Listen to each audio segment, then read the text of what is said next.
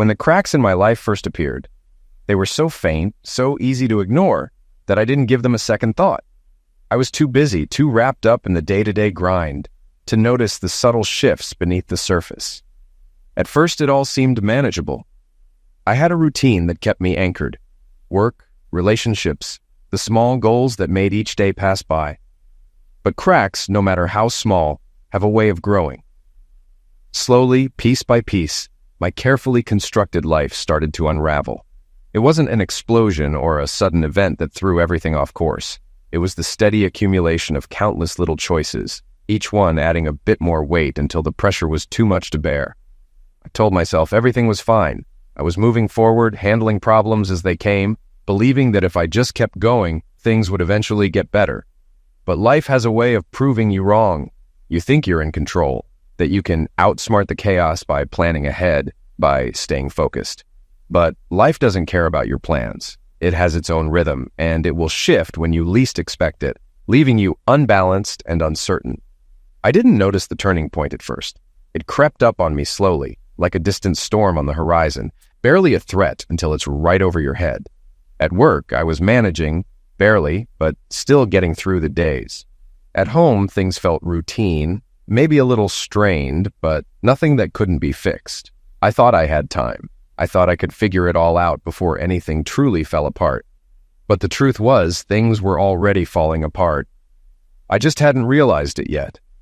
Every decision I made, every step I took, was pushing me further from the life I thought I was building. And then, one day, the cracks split wide open, and everything I'd built came crashing down around me. There wasn't a single moment that I could point to as the reason why. It wasn't one argument, one bad decision, one person. It was all of it. A lifetime of small, seemingly inconsequential choices had finally caught up to me, and now I was standing in the ruins, wondering how I hadn't seen it coming. How had I been so blind to the inevitable collapse of everything I thought I knew? Looking back, it seems obvious now. The signs were all there, but I had been too wrapped up in my own plans, too focused on the next step, to realize that the ground beneath me was already crumbling. And when the fall finally came, I wasn't prepared. The life I thought I had built, the job, the marriage, the sense of stability was gone, leaving me with nothing but questions and the quiet realization that I had let it all slip away without even noticing. When I reflect on how it all started, I can't pinpoint one exact moment. It was a series of small, seemingly unimportant choices that snowballed into something much bigger. One day I was just living my life, going to work, dealing with the daily grind.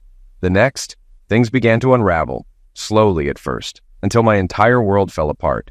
There wasn't a single person or event to blame. It was a mix of circumstances, decisions I'd made, and I guess, fate. At the time, I didn't realize how deeply those decisions would shape my future. I just went through the motions, tackling one problem after another, convincing myself the next step would be better. My job, my marriage, my social life, they all seemed manageable until suddenly they weren't. Looking back now, I can see how naive that thinking was. Everything was a ticking bomb, waiting to explode, and when it did, I was left standing in the aftermath, trying to understand how I ended up here. Julie paused briefly at the door, her eyes meeting mine with a soft smile. "See you tomorrow, Braden?" "Absolutely." She kissed me gently on the cheek, her perfume lingering as she twirled and walked toward the hallway. I watched her graceful figure heading for the elevator, even turning to wave one last time. She was stunning. There was no denying it. Once she disappeared, I closed the door behind me. That's when it started. "Isn't she a bit young for you?" I stopped, staring at the closed door, almost expecting to see my reflection. For a moment I thought maybe it was over. Maybe I had finally let go. The anger wasn't as strong as before. I felt calm, almost resigned. "Yeah, she's young. But I wouldn't know anything else about that, Melanie." I walked past her without a second glance, heading toward the kitchen, suddenly craving a drink. I opened the fridge, taking stock of its contents. The fruits and veggies I liked, the chicken thawing for dinner. But I wasn't in the mood to cook anymore. Yogurt, milk, energy drinks, and beer. I grabbed one of the 7 bottles left from the case I'd bought nearly a month ago, a far cry from the pace I'd kept during the first year after my divorce. I heard her following, her heels clicking in contrast to my bare feet. I opened the bottle and placed it on the stainless steel counter. I tossed the cap in the trash where it belonged. Everything was in its place, just like always. neat, orderly, clean. I crossed the large open spaces: kitchen, dining room, office, bedroom, gym, living room. The furniture was all high-end, but nothing matched.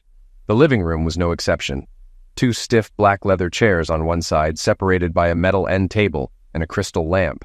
A chocolate leather love seat facing the massive 60-inch TV, paired with a glass-topped coffee table. But my favorite piece was the recliner. Plush tan leather, big enough for my 6'4" frame, comfortable enough to sleep in. Nothing matched, but everything had a story. Everything fit, except her. "Not even going to offer me a drink?" Melanie's voice snapped me back to reality. It was the first time I really looked at her. She'd shown up unannounced. It was the first time I'd seen her in 8 years. I was honest enough to admit she looked good, beautiful even. But then, she always had. It was her other qualities I had trouble with. "I don't want you thinking your presence is welcome. You're not my guest. If you want something, find it yourself." I watched her spin on her heels and head to the kitchen. I missed that body. It was perfect, and she knew it. That's why she often wore skirts that practically screamed, "Yeah, I know you're looking." My eyes trailed from her hips down her long, toned legs, ending at her expensive 4-inch heels. My primal instincts took over as I imagined her bending over, more for my pleasure than to find whatever she was searching for. I waited for the usual feelings of longing, pain, or heartache that came with seeing something that was no longer yours, something that had been taken, but instead I felt something else. Pride, maybe. It was more of a, "yeah, I've been there" moment. She returned with her usual wine glass and a bottle of Chardonnay, her expression calm, masking her true intentions. For the first time, I wasn't afraid of that.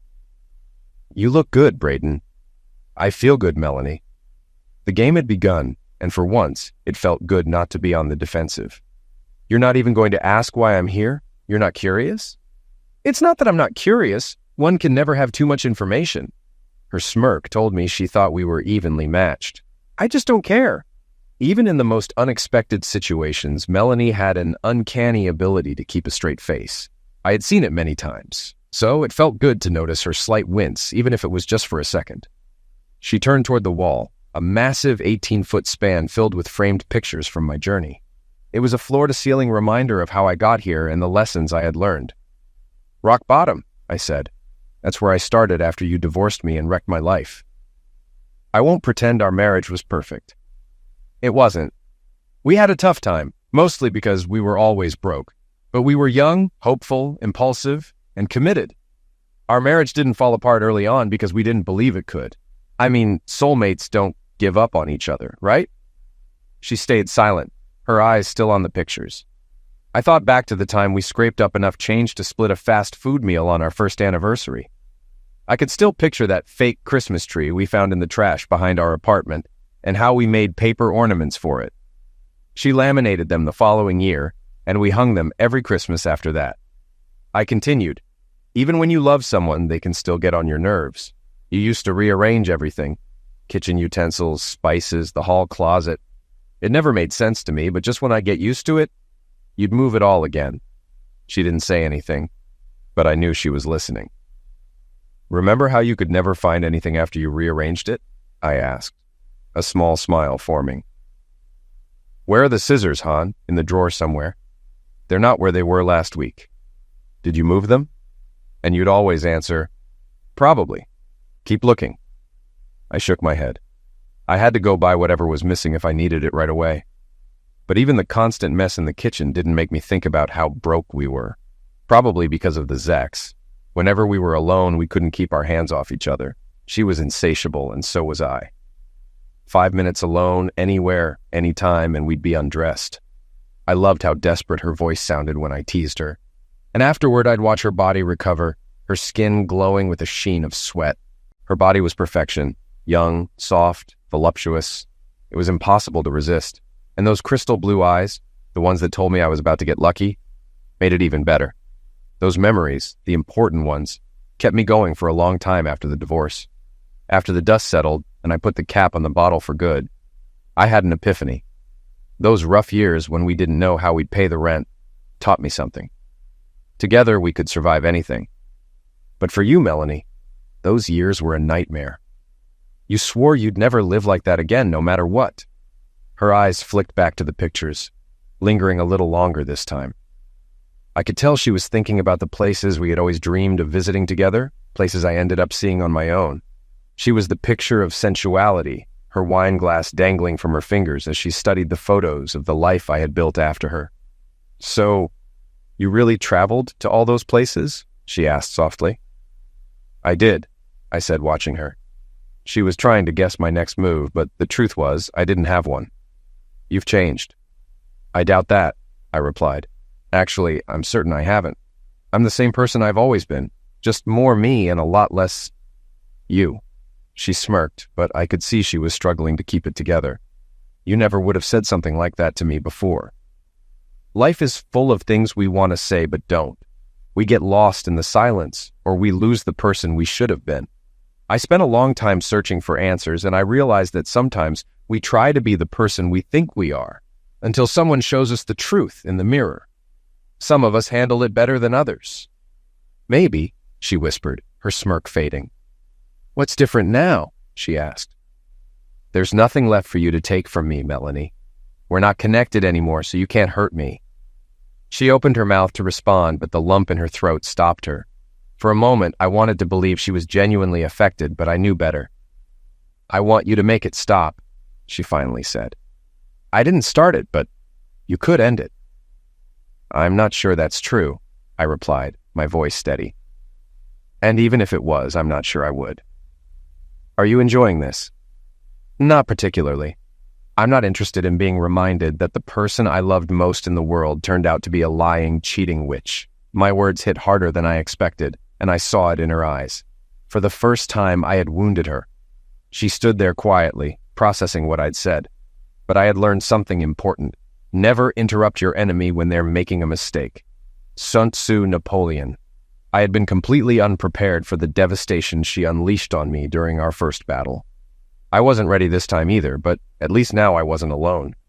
The rumors had started months ago. Everywhere I went, people whispered. The economy was crumbling. Any job was worth gold, and layoffs were coming. Walking the factory floor was bad enough. Eyes followed me. People stopped to ask if I'd seen the list. But what I faced at home was much worse. Melanie was nearly frantic, asking me every day if I'd heard anything. Did I still have a job? Was I sure? What's the plan? What were we going to do? I didn't have a plan. I didn't think I needed one. My boss was a good guy, and he had my back. He looked me in the eye and told me not to worry, so I didn't. It would have been fine if he had been the one making the final decisions, but others got involved. If there were warning signs, I missed them. In hindsight, I noticed some things too late. Our Zek's life had slowed down. I thought it was stress. I wasn't in the mood like I used to be, and I figured that was my fault more than hers. But Melanie knew before I did. I hadn't even stepped foot in the house when I was laid off. My boss was shocked as he told me the man with the best team production and quality ratings was being let go. Melanie wasn't even surprised. Unfortunately, that wasn't the only long-term commitment that was about to crash and burn. She gave me no signs our marriage was in trouble. She played the perfect wife. Loving touches, kisses, making sure I was fed and keeping the house spotless. She was even more of a Susie homemaker in those last few weeks. She never let me leave a room without saying she loved me, probably to cover her guilt. Then, I was served. While waiting in line for company-provided outplacement services, I came home to find the locks changed, my clothes boxed up in the driveway, and another copy of the restraining order neatly placed on top. My severance package should have lasted months, but I had to make a choice. Use what little money I had left to fight the divorce and for custody of my daughter, or to survive. I chose to fight, but I was outmatched. Lawyers, psychologists, judges, they all decided I was mentally abusive, unfit to parent, and without the means to care for a child. I was worthless. They wrote it down, all official-like. The final blow came when I had one last desperate idea. If I could just talk to April face-to-face, she'd listen. At 9 years old, she was old enough to say she loved me and wanted to see me, that we were like two peas in a pod.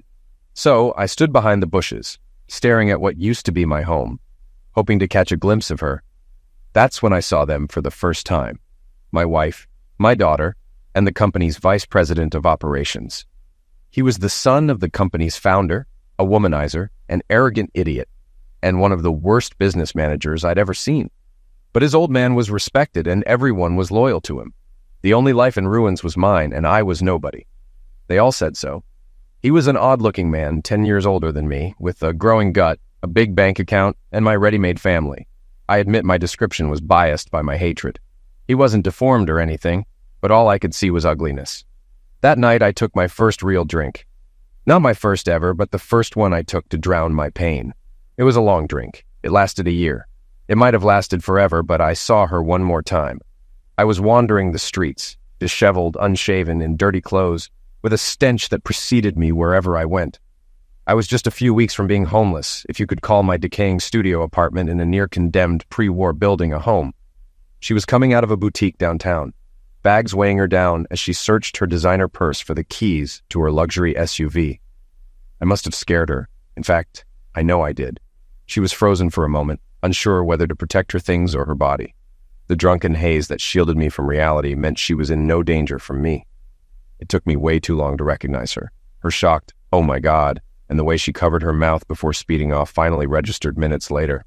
A few minutes after that, I stole a beer from a convenience store. That's why I was looking for the bottle opener. I was too stupid to grab a bottle with a twist-off cap, and Melanie had rearranged the kitchen again for no good reason. I couldn't find the opener. After breaking a bottle and dumping out almost all the drawers onto the floor, I found it. But there was no Melanie. It wasn't our home anymore.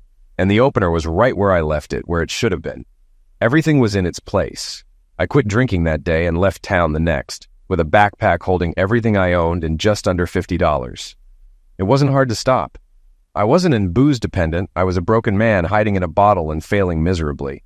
Is everything an inspirational quote with you now? Not always. Not everything is inspiring. Sometimes things are just a reminder of where we've been. What the hell, Braden?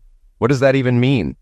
I have no clue what it means to you, but honestly, I have no interest in explaining what anything means to me, especially to you. The first time I wandered for 18 months, I walked, hitchhiked, and occasionally took a bus.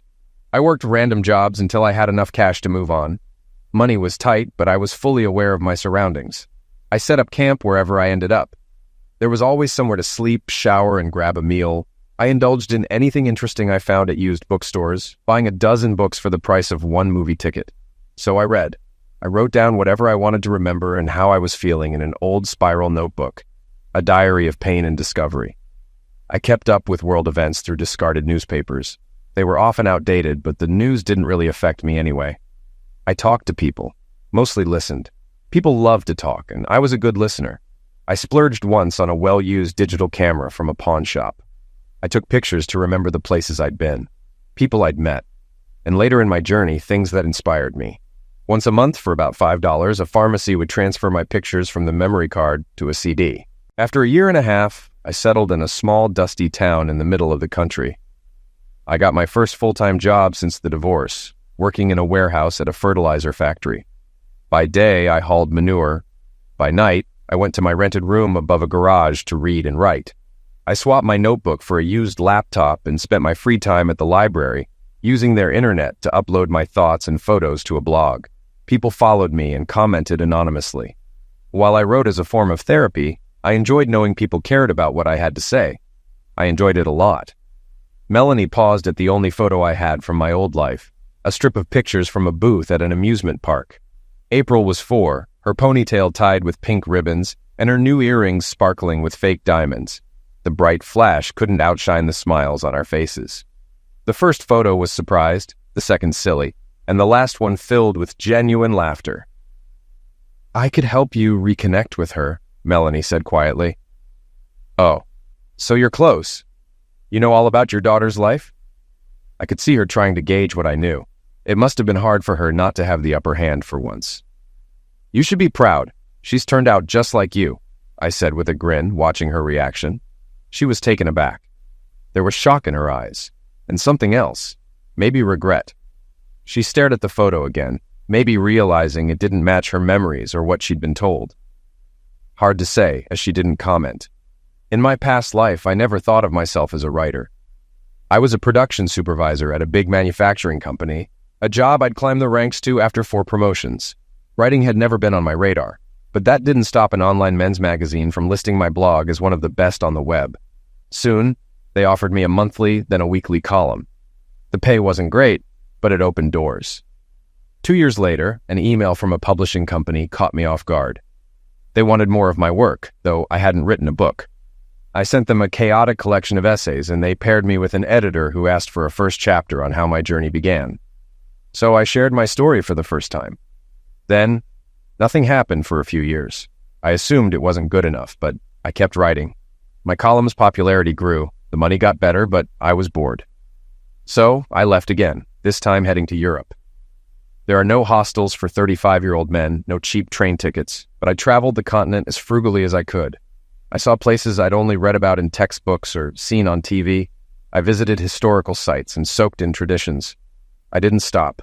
From Europe, I made my way to the Middle East, then India. I spent 3 months in Asia, immersing myself in new languages, cultures, and food. That's where I saw true poverty, not the kind I'd once cursed. But the people were the same. Everywhere, people liked to talk. After 14 months, I was ready to return to the US when another email arrived, with a preview of my book cover attached. That's when things got interesting. I flew home to a whirlwind of agents, editors, publishers, and lawyers. My column's growing popularity had sparked interest in my book, and I leveraged that buzz to negotiate a raise from the magazine based on a complicated ad revenue formula. It was more than I'd ever made and enough to be content. So I returned to my hometown to start fresh, in the place I had grown up and missed. Unfortunately, my book's release met with an average response, far from what some had hoped for. I wasn't surprised. Most of my sales probably came from my loyal blog and column followers, but the lukewarm reception likely meant my writing career would end before it truly began. Then he went on television and called my first chapter a bunch of lies. A local reporter from my hometown asked him the questions. Was the story in my book really true? Had he taken my job, stolen my wife and daughter, and spread lies about me in court? He could have said nothing. He should have said nothing, but he didn't. In most places, the story barely caused a stir. But in my hometown, the son of a wealthy businessman and the ex-wife of an author made for juicy gossip. Whether out of embarrassment or arrogance, he overplayed his hand. He sued me for libel and defamation. That was all the publishing company needed. They had already invested time and money vetting my book, and even more in editing, design, production, and distribution. So when the opportunity came to recoup some of that investment, they jumped on it. They unleashed a team of high-priced lawyers and PR professionals on my former employer. I watched from the sidelines. This wasn't about him and me. It was about controversy and the free publicity that followed. His actions stirred up interest, and my book shot up the bestseller lists. Funny how life works. Some people just don't know when to quit. Did you hear the board asked for his resignation? Nope. I hadn't heard. I'm surprised he lasted this long, though. Productivity dropped 21% after his genius cuts that first year, and another 18% the next. Sales were down, morale was down. Your idiot husband was never good at running anything. I wasn't shocked that she didn't rush to defend him. She had never taken a bullet for me either. Why do I feel like you already knew? I added, looking at her. Because you're cold, calculating, and heartless, I continued. It's really too bad, though. From the papers I just signed for Julie, I think he's going to need that paycheck. That was your lawyer, I said, leaning back. She's not my anything, and she's not a lawyer. She's a paralegal. She works for the firm representing my publisher. I nodded. I keep telling you, this isn't about me. Though I'll benefit quite a bit. I guess karma really is a witch. I saw her eyes flicker with comebacks. She had so much she wanted to say, but I could also see she realized she was out of ammo, that I had the upper hand in every way. I hoped she'd give me the chance to use some of the one-liners I'd been holding on to, but at the same time, I wished she would just leave me alone. So, why are you here? I asked, tilting my head. That threw her off for a second, but she recovered quickly. Oh, now you're curious. No, I just don't understand what you think you're going to accomplish. He should be grateful you love him enough to try to salvage what's left of his crumbling empire. But like I said, it's really not up to me. I watched her reaction closely. It was exactly what I expected. But it's not him you love, is it? It's his money. The words flowed out smoothly, and I saw them land hard. Her eyes narrowed. Oh, the irony. He had it. But now, in the most ironic twist, he'll have to give it to me. And once again, you'll end up with nothing. What? You don't think you can find another rich sugar daddy to screw for money? I think you're underselling yourself. You've still got a hot body. You'll land on your feet, or probably, in your case, on your back." "It wasn't like that," she snapped, her voice cracking just a little. I laughed harder than I had in years. "Wasn't it? Come on, Melanie. You can't possibly think it was any different." But her defensive body language and the look in her eyes told me she did. I was briefly stunned. Could she really not know? Was that even possible? Oh my God, she doesn't know. "You don't know, do you?" I asked, lowering my voice, more serious now. "What the hell is that supposed to mean?" she shot back, her voice trembling slightly. I stayed silent for a while, quickly running through the timeline. Interviews, depositions, discovery motions. It was all part of the public record. If she really didn't know, he certainly did. She'd find out soon enough. I wouldn't be hurting the case by telling her something that was going to come out anyway. "You're right. It wasn't like that at all. I'm just talking out of turn," I said, suddenly calm. "Yes," she whispered, barely audible. "Sure. He was just checking in on the families of his employees, making sure everyone was prepared for the worst-case scenario. Of course, he paid special attention to mid-level management since we were the most at risk. He thought his personal attention was necessary." I spoke, but I wasn't sure what was going through her mind. Her eyes were locked on me. "So he invited you to lunch to give you a heads up. Nothing had been decided yet. It was all preliminary. Every so often, he'd call to give you inside information on how the evaluations were progressing. Then, there were a few more casual lunches, a few more phone calls, but eventually he changed his approach, didn't he? He poured his heart out, the weight of his decisions too much to handle. The stress of balancing so many lives, the things people had offered him, money, sexual favors." Melanie's eyes were wider than I had ever seen them. As I continued talking, I walked over to my desk and searched for the right file. Once I found it, I picked up where I left off. "And that's when you sealed our fates. That was the moment he won, and I lost. The moment your trust in me as a man, a father, a husband, and a provider lost out to your greed. That's when you gave him your body and destroyed my entire world." I slid the papers across the table. She stared at them for a long time, as if touching them might burn her fingers. I had never actually seen the lists before and always assumed they were just rumors. But my publisher's attorneys had combed through thousands of documents during the discovery process. The first list she held wasn't particularly noteworthy, except for the fact that my name was at the top of the employees to keep. The dates showed it was one of the earliest lists produced, maybe even the first. The second list was much more interesting. The names were the same, but this one had John Davis's barely legible notes, with check marks by several names. My name, along with one other, had been crossed out with a single red line. Beside mine was a single word, Melanie. There was only one other name marked similarly. The attorneys couldn't believe he had kept it. Then again, he was always an idiot. The third list, printed on his letterhead, was marked as final. Unsurprisingly, my name was no longer on it. I watched as her eyes darted back and forth, trying to process the information. She was clearly wondering, how could he possibly know all this? She looked up at me, mouth slightly open.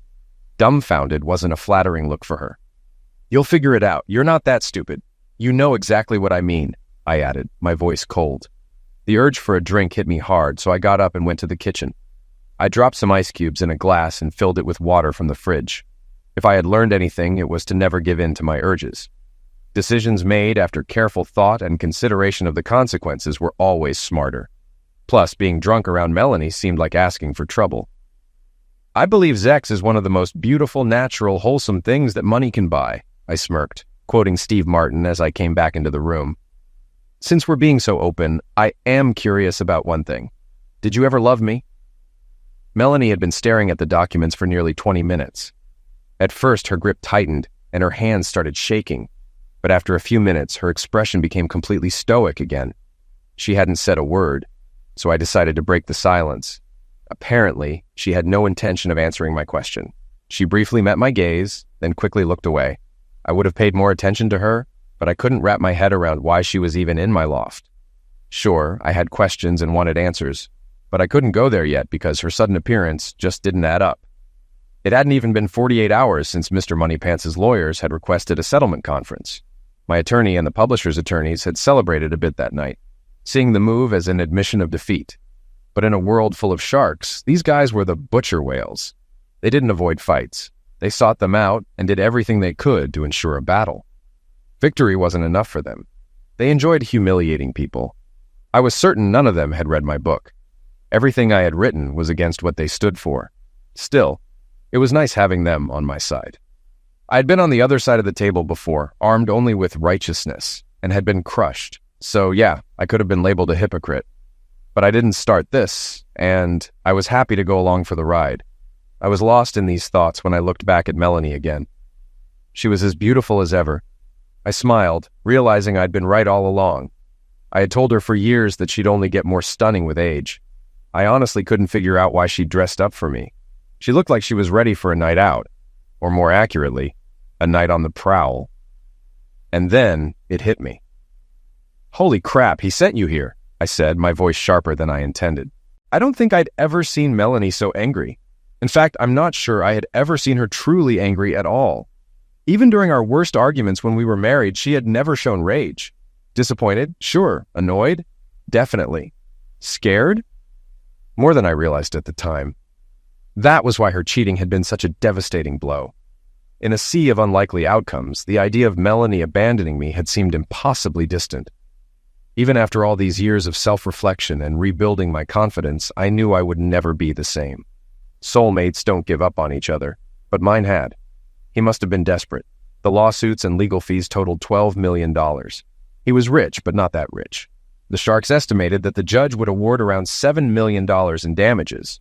They tried to explain their calculations to me once.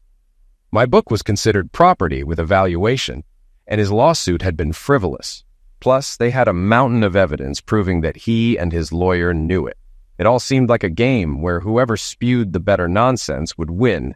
Still, his mistake wouldn't leave him broke, but it would come close. And without the cushy job he'd been handed on a silver platter, the outcome would be catastrophic. It was the only explanation that made sense. He had sent her to stop me, in one last desperate attempt to save what truly mattered to him: money. He needed a wife and family for appearances. Melanie looked up, but still didn't respond. I knew for sure she had no clue what I was talking about. I had to admire his ability to keep her in the dark. I had never been able to hide even the smallest secret from her.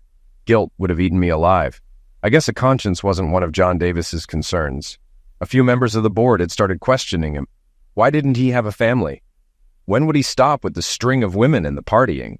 They didn't care about him or the women, really, but it could be bad for the company.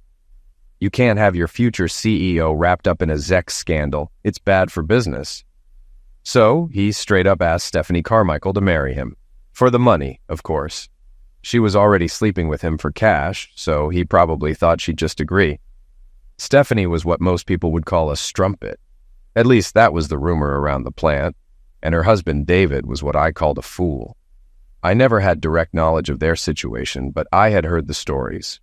Rumors are often just that, but with them, I believed it. Stephanie was always dressed a bit too provocatively, saying things that could be easily misconstrued. And her husband, always bragging about what a hot piece of work his wife was, practically begging other guys to admit they were checking her out. She was good-looking for a former dancer, if the rumors were true. Those wild stories, one-night stands, parties, swinging, even photos and videos on the internet, seemed plausible with them. I didn't know if any of it was real, but I knew this. David Carmichael's name was the other one crossed off the list, and Stephanie's was written right next to it. David mysteriously disappeared right after he was fired. Though I always thought she was just a ditzy bleached blonde, she wasn't as dumb as she looked. She had gift tax records to prove it. 3 years' worth. He'd given her almost $150,000 for the twice-a-week treatment. Steffi, as she liked to be called, spilled all the details about Davis's seduction scheme. She made no secret about sleeping with him for money. We had an arrangement. He was generous with his gifts, and I showed him my appreciation every Tuesday and Thursday at the condo he leased for me. My husband and I were grateful for his gifts, but when Davy finished nursing school and came home, I dropped that fat prick and his tiny tool. She also had no problem explaining why Davis continued to mess around on the side for years after he married Melanie. I looked directly at Melanie as I delivered the next line. Apparently he was looking for something he wasn't getting at home, like heads. I wasn't sure Steffi had been telling the truth, until I saw Melanie's reaction. Then I knew. Of course, Steffi could have made it up, but it didn't sound like the Melanie I married. Still, I could tell Melanie was close to losing it. She hadn't spoken in almost an hour, and if I was ever going to get my revenge, it had to happen soon. "So what did he tell you when he sent you here?" I asked, leaning forward, sensing her breaking point. "He told me to get you to stop the lawsuits by any means necessary," she said, her voice low, almost defeated. "Does he pimp you out often, or just when his fortune's on the line?" "He's not my pimp," she snapped. "He's my husband." "Hey, no judgment here. I know firsthand what that tight little body of yours can do to a man. It makes you believe things that just aren't true. So when do we get to the by any means necessary part? Because, to be honest, this persuasive argument is getting a bit dull." "What's it going to take?" she asked, her words hollow without any real conviction. For the first time, I allowed myself a small moment of pity for her. It was hard for me to understand. How could someone so beautiful, so full of life, lack so much self-worth? How could she let herself be used like this for money? I mean, I got the appeal, at least a little. My favorite chair cost over $1,000 when we first furnished our apartment. I'm sure Melanie and I didn't spend that much on everything we owned combined. Sure, it was extravagant, but it was also the most comfortable thing I'd ever sat in. Still, I knew without a doubt that I'd trade every luxury I had for just one more day with Melanie in our rundown first apartment to have things back the way they were. But I guess that just made us different people. I looked at her, seeing how her once vibrant confidence had faded, and for a brief moment, I almost felt sorry for her. Like I said before, even if I could stop it, I wouldn't. I broke the silence. "You should go back to your husband and tell him I wasn't interested in his offer. Take your sorry self back, sit down with him, and figure out how you're going to get through this rough patch. I'm sure with a love as strong as yours, you'll make it." I watched her closely. I watched those lips I used to love kissing, her silk blouse slightly revealing the delicate, likely expensive undergarments underneath. It took every bit of willpower not to sleep with her. After all, soulmates never give up on each other, right? I waited for the tear, but it never came. Sure, her eyes welled up, and for a second I thought she might let them fall, but she didn't. I had to give her credit for that. "Get out of my house and don't ever bring your cheating self back," I said with finality, the words feeling heavier than I expected. Sex without love is a meaningless experience. But as far as meaningless experiences go, it's pretty damn good, I quoted Woody Allen, though she barely reacted.